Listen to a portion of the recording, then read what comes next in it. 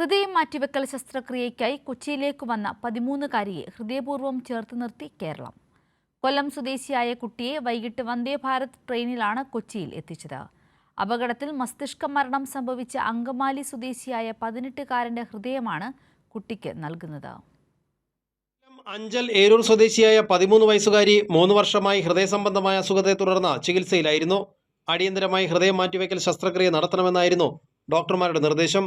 ഇതിനിടയിലാണ് അനുയോജ്യമായ ഒരു ഹൃദയം ലഭ്യമാണെന്ന വിവരം ലഭിക്കുന്നത്. വൈകിട്ട് 7 മണിക്കുള്ളിൽ എറണാകുളം ലിസി ആശുപത്രിയിൽ എത്തണമെന്ന് ഡോക്ടർമാർ നിർദ്ദേശിച്ചു. ഇതോടെ കുട്ടിയുമായി കൊച്ചിയിലേക്ക് വരാനുള്ള ഒരുക്കത്തിലായിരുന്നു കുടുംബം. മകളുമായി വന്ദേ ഭാരത് ട്രെയിനിൽ 5 മണിയോടെ കൊച്ചിയിലേക്ക്, 7 മണിക്ക് ട്രെയിൻ എറണാകുളം സൗത്ത് റെയിൽവേ സ്റ്റേഷനിൽ എത്തുമ്പോഴേക്കും ലിസി ആശുപത്രിയിൽ നിന്നുള്ള ആംബുലൻസ് തയ്യാറായി നിന്നിരുന്നു. കുഞ്ഞിനെ എത്രയും വേഗം ആംബുലൻസിലേക്ക് എത്തിക്കാൻ റെയിൽവേ പോലീസും ആശുപത്രിയിലേക്ക് വഴിയൊരുക്കാൻ സെൻട്രൽ പോലീസും തയ്യാറായി.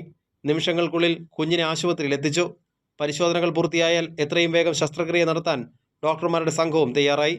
അപകടത്തിൽ മസ്തിഷ്ക മരണം സംഭവിച്ച അങ്കമാലി സ്വദേശിയായ 18-കാരൻ്റെ ഹൃദയമാണ് 13-കാരിയായ കുട്ടിക്ക് നൽകുന്നത്.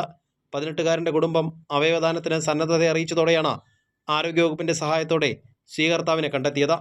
തുടർന്ന് ശസ്ത്രക്രിയയ്ക്കായി കുഞ്ഞിനെ കൊച്ചിയിലെത്തിക്കാൻ കുടുംബത്തിന് പിന്തുണയുമായി ഒരു നാട് മുഴുവൻ ഒപ്പം നിന്നു. കൈരളി ന്യൂസ്, കൊച്ചി.